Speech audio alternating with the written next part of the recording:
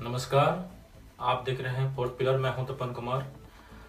दोस्तों, आज हम बात करेंगे अभी 23/5/2021 को मैं जब ट्विटर देख रहा था तो ट्विटर में मुझे एक ट्वीट मिला जिसके बारे में जो है स्क्रीनशॉट पर आप देख सकते हैं कि मंत्री सुशांत सिंह जी के बारे में बहुत कुछ कहा गया था। और एक टीवी चैनल, न्यूज चैनल जो कि अभी भी लॉन्च हुआ है, 15 मई को लॉन्च हुआ है उड़ीसा में, उन्होंने एक वीडियो जारी किया हुआ है एम्बुलेंस के रिगार्डिंग। और उसके बारे में कोई लेखाश्री सामंत सिंघार बोल के हैं।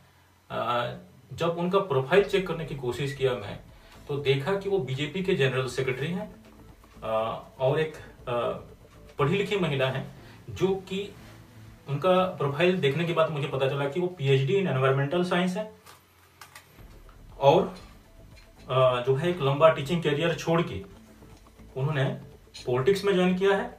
और उनका ऑक्यूपेशन देखने से के बाद मुझे पता चला कि उन्होंने ऑक्यूपेशन में लिखा हुआ है कि भी नेशन बिल्डिंग, लेकिन जो भाषा का प्रयोग उन्होंने किया हुआ है ट्विटर में, उससे देखने के बाद और उनका डिग्रियों को देखने के बाद मुझे थोड़ा सा बड़ा अजीब सा लगा कि भी एक पढ़ी लिखी महिला एक मंत्री के बारे में ऐसे कैसे बोल सकता है। जब फिर उसके बाद जब मैंने उनका कुछ नेट में सर्च किया तो जो मुझे उनका जो रूप देखने को मिला, आप सब थोड़ा सा जो है ऑडियो विजुअल क्लिप देख लीजिए, उसके बाद आप निश्चित कीजिए।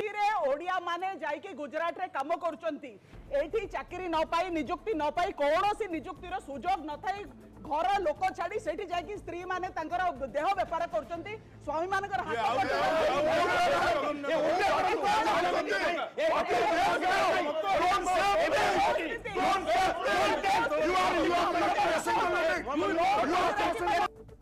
अनेक लोग अछंती हमको पहुंचंती जे पूरी क्या कलकत्ता में है, भाबुचंती विजय से पूरी कलिकता। मु तो भाबुची संबित भाई पूरी लोकसभा रो छिड़ा हला परे बोते देशवासी जानिले जे पूरी ओडिसा रे रे, नले अधा लोग भाबुतले जे पूरी कलिकता रे।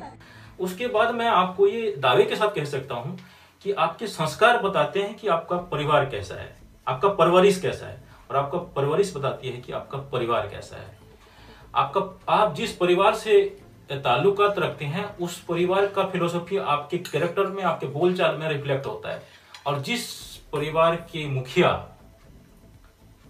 प्रधानमंत्री जी, एक प्रदेश के मुख्यमंत्री के बारे में ऐसे विचार रखते हैं, आप थोड़ा सा ये भी ऑडियो विजुअल देख लीजिए कि ऐसे विचार रख सकते हैं, तो उनसे उम्मीद किया जा सकता है। सम्माननीय आदरणीय दीदी,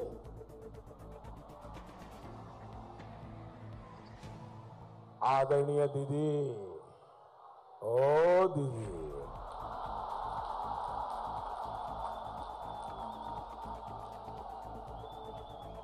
दीदी, ओ दीदी। बात अब ये नहीं है कि उन्होंने क्या बोला, कोई एम्बुलेंस के रिगार्डिंग जो भी, चलो उन्होंने बोला। आर्गियोस टीवी वालों ने, आर्गियोस टीवी बोल के एक टीवी चैनल अभी नया लॉन्च हुआ है 15 मई को। और आप जानते होंगे कि उनके एडिटर इन चीफ जो हैं मिस्टर संजय कुमार जेना जी हैं। और वो चैनल लॉन्च हुआ है, लॉन्च्ड बाय जो है एन सीतारमन, जो है कि हमारे वित्त मंत्री हैं बीजेपी के, उन्होंने लॉन्च किया है और 15 मई को लॉन्च किया है। आपको सबको पता होगा कि भी 2 मई जब आई थी तो वेस्ट बंगाल चुनाव का रिजल्ट आना था और सारे के सारे चिल्ला रहे थे कि 2 मई दीदी गई।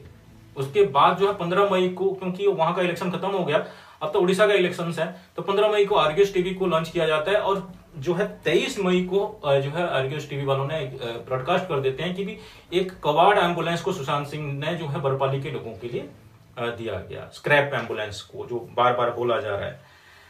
तो दोस्तों, मैं आप लोगों को थोड़ा सा बैकग्राउंड, क्योंकि ये एपिसोड को पूरा देखना कि भी अब जो है इनका, जब आर्गियोस टीवी वालों का मैंने जब उनका वेबसाइट देखा, उनका मोटो देखा, तो जो है उनका टैगलाइन जो है इन सर्च ऑफ ट्रूथ, लेकिन वो पूरा सत्य नहीं दिखा रहे हैं, एक अर्ध सत्य को दिखा रहे हैं। तो आज इस एपिसोड में आपको मैं पूरा सत्य दिखाने की कोशिश करूंगा, आप जरूर देखते रहिएगा।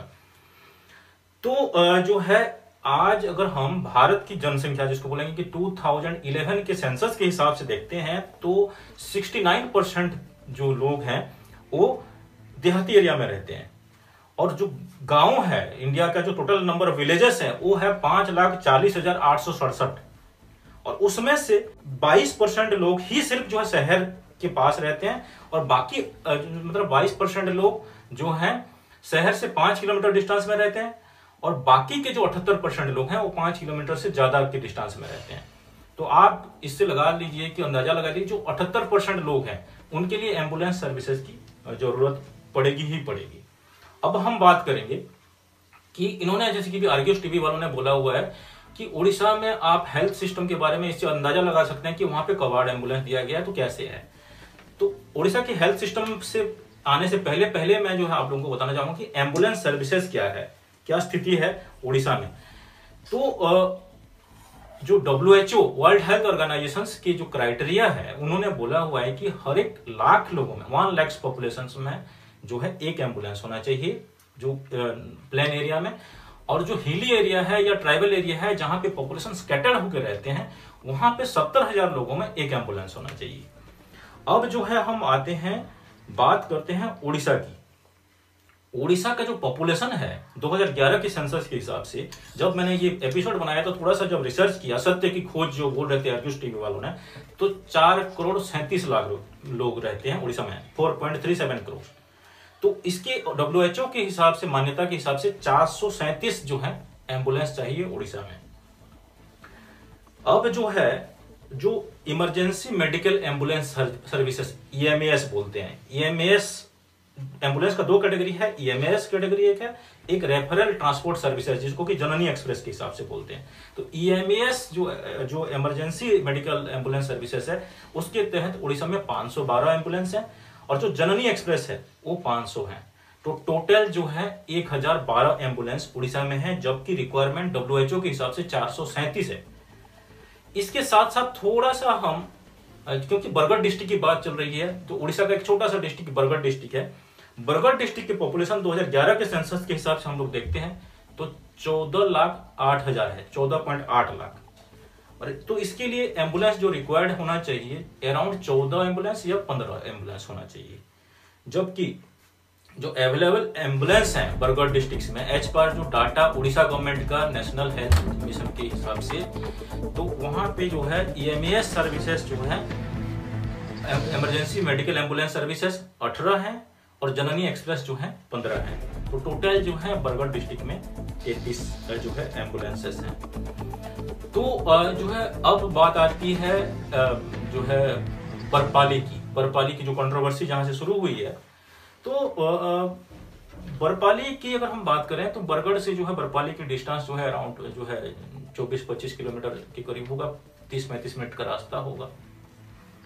वहां पे जो है मंत्री सुशांत सिंह जी ने अभी भटली में दिया है, जो है अंबावना ब्लॉक में भी दिया हुआ है, सोहेला ब्लॉक में भी एम्बुलेंस दिया हुआ है। उसके बाद भटली के जो बरपाली के लोगों ने जब जाके उनको अप्रोच किया कि हमें एक एम्बुलेंस चाहिए, तो उन्होंने बोला आमर बरपाली ब्लॉक रे प्रत्येक गाँव में कोरोना व्यापी गला। तो आम देखलु गोटे के जुड़े पेसेंट आनिक टेस्ट करा जाउछि। तो जेहेतु गोटे गाँव में 15-20टा कोरोना पेसेंट बाहरुछन, आम गलु माननीय मुख्यमंत्री आमर श्रम मंत्री सुशांत सिंह को आम रिक्वेस्ट कलु जे आमको गोटे गाड़ी दरकार। से कहले मोर पाखे गाड़ी नाइन, आम सेन जोर जबरदस्ती ताकू कलु जे आमको गोटे जनता 15-20 लोग बसी पारबे, आमको गोटे हेन्ता गाड़ी दरकार। से कहले मुई मोर जुना गाड़ी टे अच्छे, से गाड़ी मुई जदि सजाले मुई व्यवस्था करि पारमी। तो आम मंत्री आया को कहलु जे आमको जुना नुआ नहीं लगे, आमर लोकंकर जीवन बचाबार अच्छी, आपन गाड़ी टे दौन आम प्रत्येक गाँव 10-15 लोग आनिक टेस्ट करामु। से आमर रिक्वेस्ट अनुरोध के रखिकी गोटे गाड़ी टे बनईकि आमको देले, आम प्रत्येक गाँव 10-15 लोग। एट प्रेजेंट हमारे पास एम्बुलेंस नहीं है, कोई पुराना गाड़ी है उसको हिसाब से आप उसको मॉडिफाई करके हम लोग एम्बुलेंस के हिसाब से यूज कर सकते हैं, क्योंकि आज की स्थिति जो है सफिशिएंट एम्बुलेंसेस है उड़ीसा में। लेकिन महामारी, कोरोना महामारी के टाइम में हर जगह पे बीमारियां इस तरह से फैल रही हैं, तो सबको एम्बुलेंस में लेने के लिए सफिशिएंट एम्बुलेंस कहीं पे भी किसी भी स्टेट्स में नहीं है। तो जब उसको चेंजेस करके मॉडिफाई करके लिया, उसको एम्बुलेंस में कन्वर्ट कर दिया गया।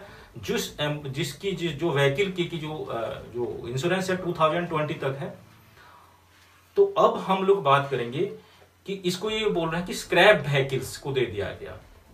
तो scrap vehicles policy act government of India ने बनाया हुआ है, तो इसके बारे में भी आप लोगों को जानना जरूरी है कि old vehicle status in India और उड़ीसा में। पुराना व्हीकल्स का जो है कि एक्चुअली ओल्ड व्हीकल स्टेटस जो बनाया हुआ है, जो एक्ट है, वो पेट्रोल जो गाड़ी है उसको 15 साल की वैलिडिटी दिया हुआ है और जो डीजल गाड़ी है 10 साल की वैलिडिटी दिया हुआ है।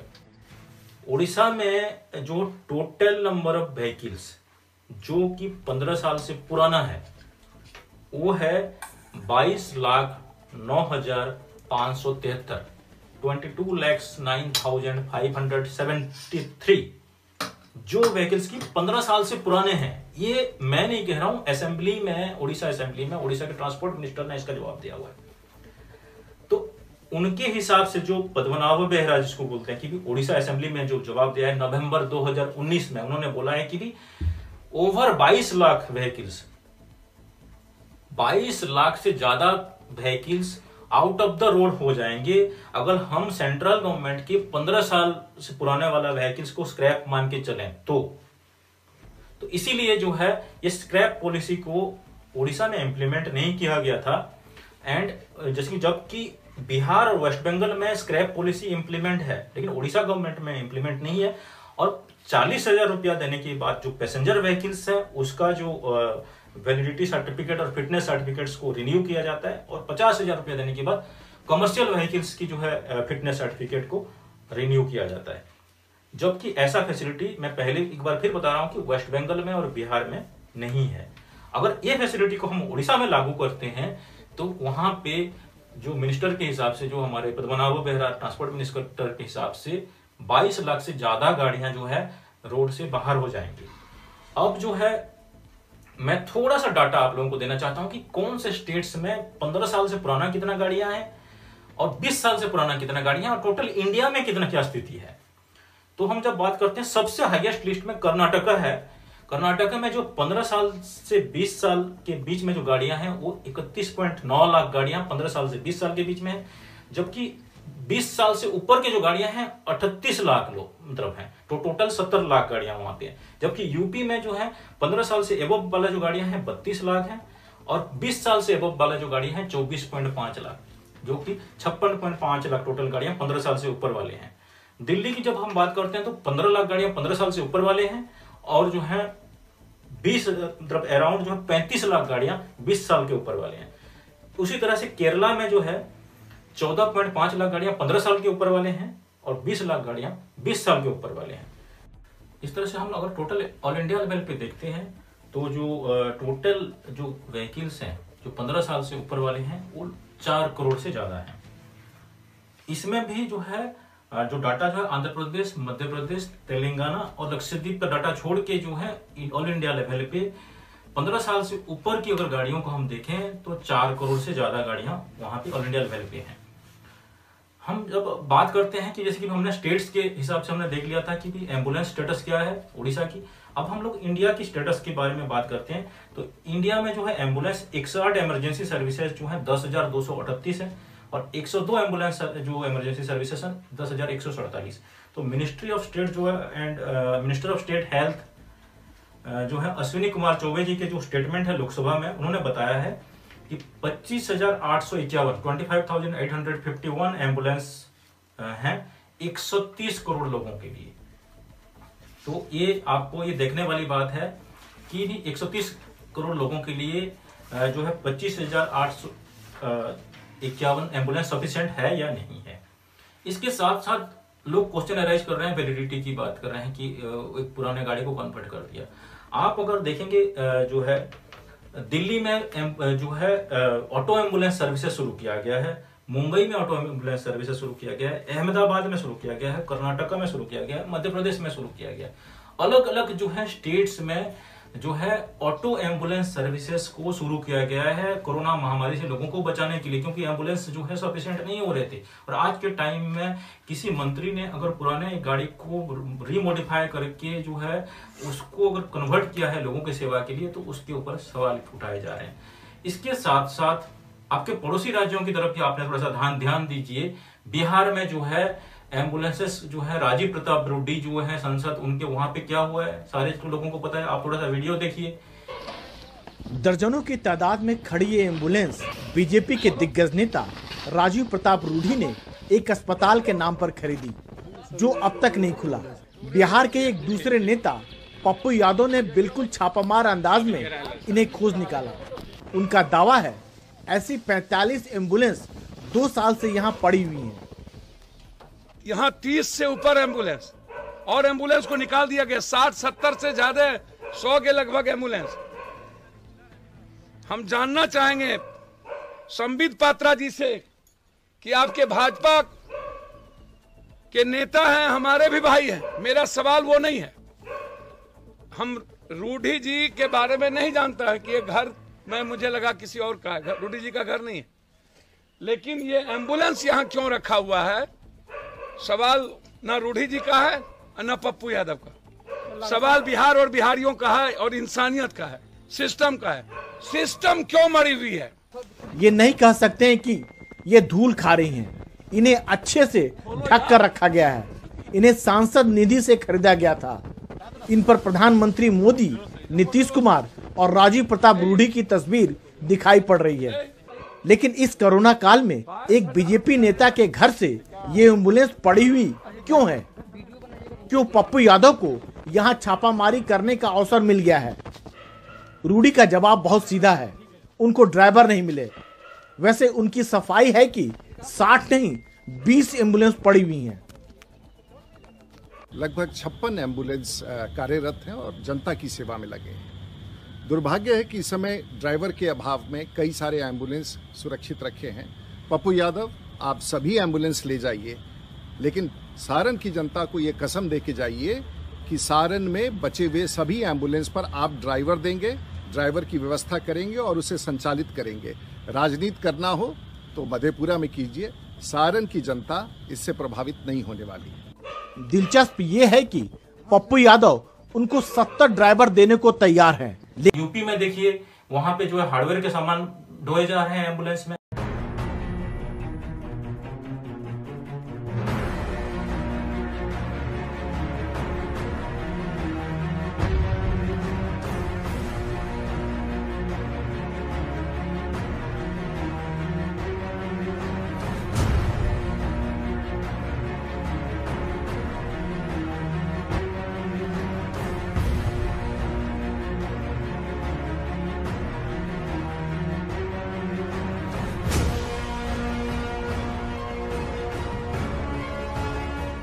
वहां पे जो है तेजस्वी यादव ने ट्वीट किया है कि बिहार में रेत और सीमेंट ढोए जा रहे हैं, मतलब एम्बुलेंस में, कि अगर एम्बुलेंस नहीं है तो निजी साझेदारी से एम्बुलेंसों को हायर कीजिए ताकि आम जनों को परेशानी ना हो। लेकिन सरकारी एम्बुलेंस है ये 102 नंबर वाली, और उस एम्बुलेंस से बालू ढोया जा रहा है। बिहार में कुछ भी हो सकता है। सरकार दावे तो लाख कर रही है कि सब कुछ ठीक करने की कोशिश हो रही है, लेकिन देखिए कि सुदूर इलाके में दरभंगा जैसे जगह पर एम्बुलेंस से बालू ढोना कितना जो है वो हास्यास्पद लगता है ऐसे वक्त में, एक तरीके से जब लोग इन एम्बुलेंस की आस में दम तोड़ दे रहे हैं।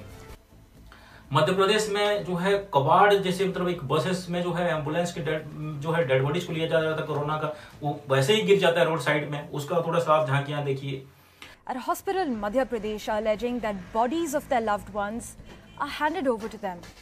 A morbid video from a government hospital in Vidisha district, 57 kilometers from the state capital Bhopal, describes the horror that grieving families are facing. In this video on your screens, an ambulance which has the body of a COVID victim is seen leaving the hospital, and just as it leaves the gates and takes a turn, the body is out of the bus and it falls on the road, as you can see on your screens at the moment.